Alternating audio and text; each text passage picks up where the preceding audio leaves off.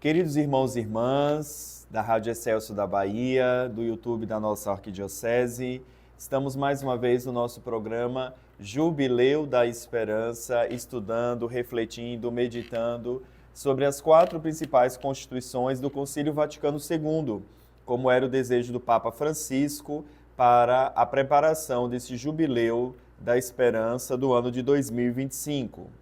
E nós, neste programa, estamos naquela série sobre a Sacrosancto Concilium, aquela constituição sobre a Sagrada Liturgia. E falando ainda desse tema tão importante, que é o mistério eucarístico. Há em cada ser humano, dentro do mais profundo do seu ser, um desejo de felicidade e de plenitude. Uma das marcas registradas de Deus no coração do ser humano é justamente esse anseio de felicidade. Se a gente vai na rua, pergunta a qualquer pessoa, não importa a sua religião, não importa a sua idade, não importa a sua cultura, país, nacionalidade, e se perguntarmos a esta pessoa se ela deseja ser feliz, a unanimidade da resposta nós já conhecemos. Sim, de fato, existe dentro de nós, dentro de cada ser humano, esse desejo infinito de felicidade, de plenitude. Esse é uma das grandes provas de que nós fomos criados à imagem e semelhança de Deus, como nos narra o livro do Gênesis. Nos faz ter essa fome de sentido de vida. Eu gosto muito dos evangelhos, da multiplicação dos pães, ou então aqueles evangelhos de João que mostram Jesus, ele se auto-revelando, se auto-identificando como o pão da vida. Porque nós parece que entendemos esses evangelhos de uma forma muito material. Jesus não quer ser só um pão material. Quando Jesus fala, eu sou o pão da vida, a palavra em grego para a vida não é bios. Bios, em grego, é a vida biológica, a vida natural, a vida animal, a vida vegetal. Jesus se coloca como o pão da Zoé. Zoé, em grego, é a vida da graça, a vida do eterno, a vida com sentido. Então, Jesus Cristo é aquele que vem saciar a nossa fome de sentido de vida. Saber de onde viemos, saber para onde vamos, são as perguntas fundamentais da nossa existência. Qual é o sentido da morte humana? Jesus é aquele que tem a chave, como ele diz no Apocalipse. Eu tenho a chave da morte e da região dos mortos. E desvela para nós o sentido da vida. Nós fomos criados por um projeto de amor de Deus. E depois da morte, para Deus retornaremos. Então, Cristo é aquele que vem de fato saciar esta fome que nós temos de sentido de vida. E essa fome que às vezes a gente quer saciar em lugares, em coisas que não podem saciar essa fome. E aí a gente gasta tempo, energia, dinheiro para nos saciar, mas depois continuamos famintos. Então, celebrar a Eucaristia é celebrar esse grande mistério de um Deus que sacia as nossas fomes. Um Deus que vem ao encontro da nossa indigência. Nessas catequeses do Papa Francisco sobre a oração, muito profunda a frase que ele usa. Na oração, nós nos colocamos como mendigos de Deus. De fato, essa situação existencial também do ser humano. Somos todos mendigos de Deus, necessitados da graça de Deus, necessitados de uma inspiração que nos dê esse sentido de vida, uma inspiração que só pode vir do alto, que só pode vir do Espírito Santo. Ultimamente, na igreja, na teologia contemporânea, tem se falado muito dessa ideia de antropologia revelada. Aquilo que o Papa João Paulo II disse na sua primeira encíclica, Redentor do Homem. Ele disse o seguinte: Jesus revela ao homem, revela ao ser humano o que é o ser humano. Então, Cristo é aquele que, por meio da sua encarnação, revela não só quem é Deus, porque por meio de Jesus Cristo nós sabemos que ele é o Filho de Deus, que existe o Pai, que existe a pessoa divina do Espírito Santo, mas Jesus revela também quem ele é. Não, desculpe, Jesus não revela só quem ele é, Jesus também revela quem nós somos. Nós, como pessoas humanas, ele revela para nós o que é ser humano. Por isso que quanto mais santo, quanto mais cristão, mais humano nós somos. Mais aterrados na nossa condição humana nós estaremos. O pecado desfigura a nossa natureza. O pecado não nos faz ser humanos, mas o pecado deturpa essa nossa identidade de pessoa humana, criada à imagem e semelhança de Deus. Então, nós somos chamados a nos colocar dentro da igreja, nessa experiência com Cristo, como esses mendigos de Deus, como esses necessitados de ter a nossa fome de sentido de vida, a nossa fome existencial saciada. E Cristo é esse pão que sacia a nossa fome, todas as nossas fomes, a nossa fome de paz, a nossa fome de verdade, a nossa fome de justiça, a nossa fome de felicidade. É aquilo que o Papa Bento XVI nos disse. Ele diz assim: a felicidade que tendes direito tem um nome e um rosto, Jesus de Nazaré, oculto na Eucaristia. Só ele dá a plenitude de vida à humanidade. Então a nossa felicidade que tanto buscamos, em tantas coisas deste mundo, nossa felicidade tem um rosto. Este rosto é Jesus de Nazaré, que para nós se revela por meio do sacramento da Eucaristia de forma oculta, porque misteriosamente a presença real, eficaz de Jesus na Eucaristia, como atesta a fé da Igreja de todos os tempos, infelizmente essa presença não é uma presença patente, mas é uma presença ao mesmo tempo real. Não é patente porque nós de fato ali não estamos vendo o corpo de Jesus, o corpo físico do Jesus histórico. Mas nós, pela fé, professamos essa verdade, que sacramentalmente, por debaixo das espécies do pão e do vinho, está o corpo, está o sangue de Jesus.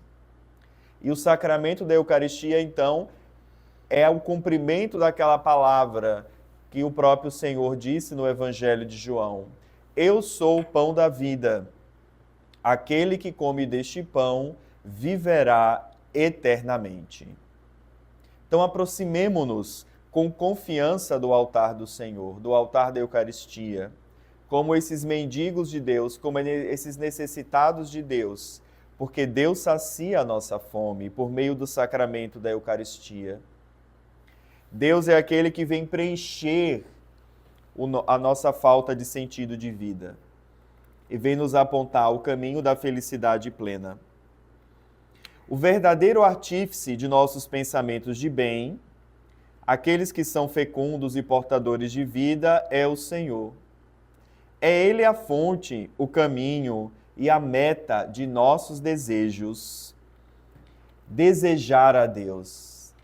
Isso é um dos anseios que está escrito no coração do ser humano.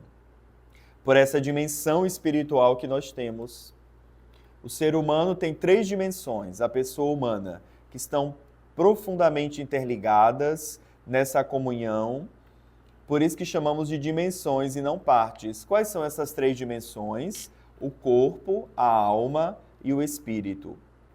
O corpo é essa dimensão física, os órgãos, a pele, cabelo, tudo aquilo que nós podemos tocar é o nosso corpo. A segunda dimensão, a alma, é a nossa psique, nossa memória, nossa inteligência, nossa vontade, os nossos afetos. Mas nós temos ainda uma terceira dimensão, que é o espírito, que é aquilo que de mais profundo, de mais interior existe em nós. E é o espírito que nos faz desejar o infinito. É o Espírito que nos faz ansiar pelo aquilo que transcende essa realidade humana, que transcende a realidade deste mundo e nos faz, então, suspirar pela divindade. O Catecismo da Igreja Católica nos ensina que o desejo de Deus está inscrito no coração do homem, visto que somente o homem, em Deus, pode encontrar a verdade e a felicidade que não cessa de procurar. Então, esse desejo é algo latente em nós. Desejar a Deus, desejar ser saciado por sua graça. Desejar que Ele, de fato, nos abra essa dimensão do eterno. Dentro de nós brada um sentimento, uma experiência de que a vida neste mundo não termina aqui, a nossa vida não termina aqui neste mundo. Mas existe dentro de nós esse suspiro, esse ansiar pelo eterno. Esse desejo de eterno é o desejo de Deus, que está inscrito no nosso coração. Por isso que cada celebração da missa, cada celebração eucarística, é uma ocasião para tecer com o Senhor essa relação que se desenvolve totalmente na realidade, manifestando o verdadeiro sentido da encarnação. Então, em cada celebração da missa, nós temos a nossa fome saciada, temos o nosso anseio, o nosso desejo de Deus saciado, porque Deus vem ao nosso encontro. Deus vem ao nosso encontro e ali naquele mistério da transubstanciação do pão e do vinho, que já não são pão e vinho, são o corpo e sangue de Cristo, nós podemos tocar no mistério da encarnação do Senhor. Por isso que Santo Irineu, com muita sabedoria, disse que apenas a encarnação do Senhor seria capaz de nos comunicar a salvação. Seria nos capaz de nos dar a graça que nos libertaria do nosso pecado. Apenas a encarnação de Jesus. Porque o Deus que se faz carne, o Deus que se faz acessível a nós, já seria capaz de nos trazer de volta a esta comunhão, a essa amizade com Deus, a amizade que nossos primeiros pais perderam pela desobediência. Deus escolheu esta carne, viveu na história, vive e age na história e vem hoje falar conosco por meio da Eucaristia. Por isso que, em cada celebração da missa, nós temos também o memorial permanente da encarnação do Senhor. Deus que ali se faz carne e vem saciar os nossos mais profundos desejos dele. A cada vez que nós participamos da Santa Missa, nós somos ajudados a dar nome à nossa fome, para vê-la finalmente reconhecida e acolhida.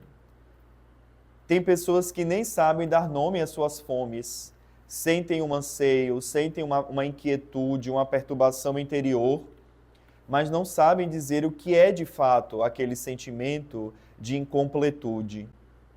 E é muito interessante isso, que por meio da celebração da missa, quando nós colocamos diante da presença de Deus em comunidade, quando damos a Ele essa resposta de amor por sua intervenção de salvadora na história humana, nós vemos em primeiro lugar desvelado diante de nós essa nossa fome. Essa fome que nós sentimos de Deus aparece com um nome, aparece com um desejo claro para nós. Então ali nós tomamos consciência dessa realidade, consciência de que dessa incompletude, e essa incompletude tem um nome, falta de Deus. E por meio da missa, então, o Senhor nos serve o banquete da vida. O Senhor nos serve esse banquete celeste que é capaz de finalmente saciar as nossas fomes. Por isso que uma das imagens que a tradição viva da Igreja estabeleceu para a celebração da missa é a imagem do banquete messiânico, como nós vemos também aparecer em algumas parábolas dos evangelhos e também na tradição profética. Fala da vinda do Messias, por exemplo, o profeta Isaías, como um grande banquete. E o próprio Messias é aquele que serve o banquete. Nós somos comensais do próprio Deus. Para nós, em cada celebração da missa, é armado para nós um grande banquete. O Salmo 23 também fala dessa dimensão. O Senhor prepara diante de mim uma mesa com ricas iguarias, com bebida maravilhosa. E não existe maior iguaria, não existe alimento mais santo, mais sofisticado do que o próprio corpo de um Deus, do que o próprio sangue de um Deus. Por isso, queridos irmãos e irmãs, bendigamos ao Senhor por esta graça que nos é dada de participar da celebração da missa. Estamos diante de um banquete, onde não apenas a nossa fome material, nossa fome no sentido físico é saciado, mas as nossas fomes mais profundas são saciadas. A nossa fome de sentido de vida, nossa fome existencial, temos saciado por meio do corpo de Cristo. Claro, não podemos também deixar de falar da importância da mesa da palavra, que precede a mesa da Eucaristia e também está posta para saciar a nossa necessidade de sermos guiados e acompanhados no caminho da vida. Então, a palavra de Deus que é proclamada, e ela tem essa potência de se atualizar, de entrar no nosso hoje e também fazer com que nós possamos cumprir aquela palavra. Então, quando lemos a Escritura, não é apenas para ter cultura bíblica. Não, isso seria muito pouco. Mas quando lemos a palavra de Deus em assembleia, por isso a importância de nos colocarmos nessa dimensão da escuta. Quando aquela palavra é proclamada, aquela palavra ganha vida, aquela palavra ganha carne, aquela palavra se cumpre na nossa vida, ilumina a nossa história, como aquela lâmpada que o apóstolo Pedro diz, que brilha no lugar escuro, até clarear o dia e levantar-se a estrela da manhã em nossos corações. Ou seja, a estrela da manhã é o próprio Jesus Cristo. Então a palavra é como essa lâmpada que vai nos iluminando, que vai brilhando para nós nesse peregrinar desta vida, até o dia em que veremos o Senhor face a face. Mas também, claro, está posta ao lado da mesa da palavra a mesa do corpo do Senhor, para satisfazer o nosso desejo mais íntimo de entrar em comunhão com Ele, de formar nele um só corpo, com todos aqueles que comem aquele único pedaço de pão. Porque a comunhão eucarística que nós recebemos não apenas nos coloca em comunhão com Jesus, mas também nos coloca em comunhão uns com os outros. Porque ali é o pão da unidade. Por isso que temos que evitar esses cantos de comunhão que ficam muito no eu, muito no meu. Porque ali não é só uma experiência minha com Jesus, é uma experiência também comunitária. O mesmo corpo que me é dado, também te é dado, nos é dado. Então, se nós estamos comungando do mesmo corpo, estamos entrando também em comunhão uns com os outros. Por isso a importância dessas duas mesas, que vêm saciar as nossas fomes mais profundas. Uma questão muito interessante também, ao falarmos desse grande mistério eucarístico, podemos utilizar para falar disso a imagem da semente. De fato, a nossa forma de pensamento ocidental nos leva apenas a crer na veracidade de uma história se ela foi narrada numa linguagem de crônica. Ou seja, se ela é mensurável, se ela pode ser replicável, ou seja, se ela tem dados históricos. Só que essa convicção de que para contar uma história eu preciso necessariamente entender a veracidade, reconhecer elementos de veracidade nela, nos faz correr o risco de não depositar a fé no narrador bíblico e de perder o contato com a sabedoria da narrativa. Porque a palavra de Deus é como essa semente. Mas a palavra de Deus não quer ser um livro de história. A palavra de Deus não é um livro de crônicas. Claro que tem elementos históricos, mas a palavra de Deus quer ser um livro de fé, de uma experiência concreta de alguém que, de fato, nos atos da sua vida, em fatos palpáveis da sua existência, tocou a Deus. Então, a palavra que é proclamada em cada celebração da missa é como essa semente. E nós somos chamados, então, a abrir o nosso interior para que ele seja essa terra boa, onde a semente possa produzir e dar frutos. Lendo e ouvindo as Escrituras, descobrimos muitos fios que tecem uma trama entre os milênios, em culturas diversas, tempos históricos e lugares geográficos diferentes, mas que contam nos textos a história de amor de Deus com os homens. Sabemos que a Bíblia não foi escrita da noite para o dia. Nós temos aí um período de mais ou menos 2.000 anos, 1.500 a 2.000 anos, em que os textos foram, primeiro, experimentados, vividos, narrados, transmitidos e, por fim, colocados por escrito. Então, a palavra de Deus, de fato, é como essa trama de vários fios, mas ali nós percebemos a ação de Deus. A ação de Deus que vai perpassando na história humana e fazendo dessa história uma história de salvação.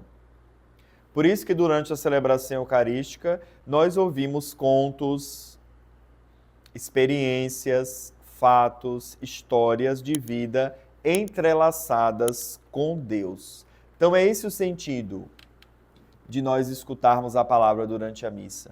Já que a celebração eucarística é um memorial, ou seja, nós estamos fazendo uma memória, tornando em ato a salvação de Deus por meio de Jesus Cristo para o mundo, a sua morte e ressurreição. Então faz todo sentido escutar a palavra, que por natureza a palavra de Deus é um memorial. E nós também somos chamados a escutar aquela palavra, a fazer da nossa vida também um memorial. Fazer da nossa vida uma história de salvação, olhar os fatos concretos da minha existência, olhar a minha história, me colocar diante daquela palavra e me deixar transformar concretamente por ela. Deixar que a palavra de Deus seja de fato aquela semente que vai produzindo frutos na minha vida. A Escritura deve ser lida juntamente com a nossa vida, deve falar a nossa vida, porque advém de uma vida a qual Deus falou. Então a palavra de Deus é vida, não é uma crônica. Deus quer comunicar a nós a sua vida. Deus quer comunicar a nós essa experiência de amor que ele teve com as gerações passadas, com o povo de Israel, que foi o povo que ele elegeu em primeiro lugar dentre todos os povos da terra para manifestar a sua vontade, mas Deus também quer comunicar essa vida a nós. Então tudo isso faz parte da dimensão do mistério eucarístico, porque a Eucaristia a gente deve entendê-la como um todo, a celebração eucarística como um todo. Liturgia da palavra, liturgia eucarística. Entender também a palavra como aquele alimento de vida eterna. Claro, nós temos aí as diversas presenças de Cristo por meio da celebração, né? A presença de Cristo por excelência na celebração da missa, a presença viva, real, eficaz, como já falamos aqui, está no corpo e sangue de Cristo. No pão e vinho que foram, pela força do Espírito Santo, transubstanciados. Mas nós temos também a presença de Cristo por meio da palavra, nós temos a presença de Cristo por meio da pessoa dos ministros ordenados, que pelo sacramento da ordem personalizam a Cristo. Nós temos a presença de Cristo na Assembleia. Jesus mesmo disse, onde 2 ou 3 estiverem reunidos em meu nome, aí eu estarei no meio deles. Então é importante a gente reconhecer essas presenças de Cristo. E todas elas compõem o grande mistério eucarístico, da celebração da Eucaristia. O cristianismo é a religião da palavra de Deus, não de uma palavra escrita e muda, mas do verbo encarnado e vivo, nos diz o Catecismo da Igreja Católica. Então, o cristianismo é nem tanto a religião do livro, mas é a religião da palavra, porque a palavra de Deus vem antes da Escritura, acompanha a Escritura e ultrapassa a Escritura. Porque a palavra de Deus é aquele acontecimento em que Deus manifesta a sua intervenção concretamente na história. Aquele acontecimento é transmitido de geração em geração, é escrito, por isso que a palavra de Deus é aquilo que acontece, é aquilo que é deixado por escrito e é aquilo que ultrapassa o que está escrito. Por quê? Porque a palavra de Deus se atualiza no nosso hoje, também na nossa vida. Então não é uma palavra morta, não é uma palavra muda, mas é uma palavra que ganha carne em nós. Deus formou o homem do pó da terra, assim também o Espírito se acendeu nos autores das Sagradas Escrituras para escrever aquilo que fosse útil para a nossa salvação. Então essa inspiração divina que nós já comentamos nos programas, só falando da inspiração de Deus na Dei Verbum, mas essa inspiração divina que acompanha também a igreja, acompanhou os autores sagrados, acompanha também a igreja na hora de selecionar os textos para determinados momentos, né? Em cada celebração nós temos uns textos específicos. Então Deus continua ali, dando força, guiando, inspirando. Quando Jesus fala da palavra de Deus, claro, descreve, como nós vemos em Marcos capítulo 4, como a semente. Cristo é o divino semeador do Pai. Ele semeia na terra de nossa vida e a trabalha com os fatos da história, para fazer com que a semente se aprofunde, permitindo que essa semente apodreça, morra, transforme-se e gere outra vida. Jesus mesmo nos ensina, se o grão de trigo não morrer, ele não poderá dar frutos. Então, nos permitamos que o divino semeador semeie em nós essa palavra. Em cada missa, sempre Cristo nos faz esse convite. Permitam-se ser semeados pela palavra. Que essa palavra caia em nós, nos transforme interiormente. É impressionante essa dinâmica da transformação da semente, né? Ela, para gerar uma nova vida, ela tem que morrer, ela tem que apodrecer, para que gere em nós essa vida. Ou seja, a palavra deve ir matando em nós aquilo que não pertence a Deus, aquilo que nos distancia de Deus, matando em nós o pecado, exorcizando de nós o mal. E aí ela vai fazendo esse trabalho de transformação. Da morte vai gerando a vida. O segredo é confiar na semente, dar crédito à palavra de Deus, ouvi-la, acolhê-la no campo da própria vida.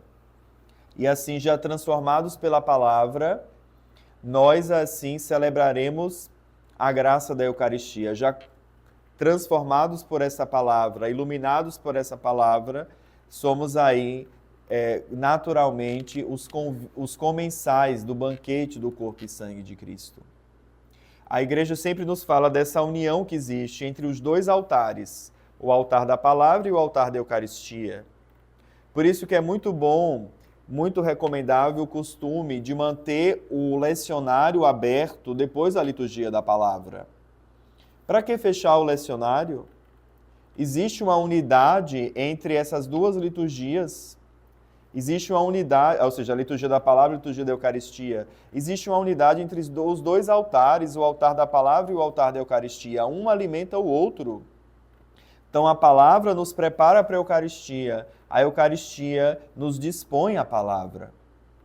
Então proclamemos em cada missa essa unidade desses dois altares. Tanto é que a igreja nos ensina que, durante a comunhão, nós somos chamados a meditar o evangelho que escutamos, a voltar à palavra do evangelho que escutamos. Essas são as indicações para o canto litúrgico de comunhão, que seja um canto que retome a mensagem do evangelho. Para que o Cristo que falou a nós, agora é o Cristo que está em nós. E a sua presença na palavra, que ecoa dentro de nós a sua voz, agora essa presença é completada pelo seu corpo e sangue, que vem ser para nós esse alimento, que vem nos fazer transbordar, como diz o profeta Isaías, das fontes da salvação. Veja que maravilha então é celebrar a missa, que graça nos é concedida de celebrar esse grande mistério da nossa fé. Esse mistério que se torna palpável, esse mistério que antes estava escondido, mas em Jesus Cristo, o Verbo de Deus encarnado, se torna acessível. E nós podemos tocá-lo pelos sacramentos. nós podemos tocá-lo pela palavra de Deus. Então, queridos irmãos e irmãs, peçamos a Deus a graça de aumentar o nosso amor pela Eucaristia, aumentar o nosso amor à presença real de Cristo. Eu sempre digo às pessoas que vêm, se aproximam do sacramento da confissão e confessam o pecado de faltar à missa dominical, é que nós sabemos, como nos ensina a igreja, que faltar à missa aos domingos e festas sem um motivo razoável, sem uma doença, sem algum impedimento grave, é um pecado grave, né? Faltar à missa aos domingos. E quando as pessoas vêm se confessar, eu digo, se o teu amor, a presença de Cristo na Eucaristia, fosse de fato grande, porque ainda é pequeno, você deixaria tudo para participar da missa. Então, que Deus nos dê essa graça de fato, reconhecer a presença viva e real de Jesus na Eucaristia, que Ele aumente o nosso amor por este sacramento, esse grande sacramento da nossa fé, e que nós possamos, como nos ensina São Bento, nada antepor ao amor de Cristo. Aproximemos então do altar na alegria, na certeza de que Deus nos ama e que prepara o melhor para nós, esse alimento de vida eterna, dado o seu próprio corpo, dado o seu próprio sangue para a nossa salvação, para a nossa felicidade e plenitude. E assim nós encerramos mais um programa Jubileu da Esperança. Retornamos na próxima semana. Deus abençoe.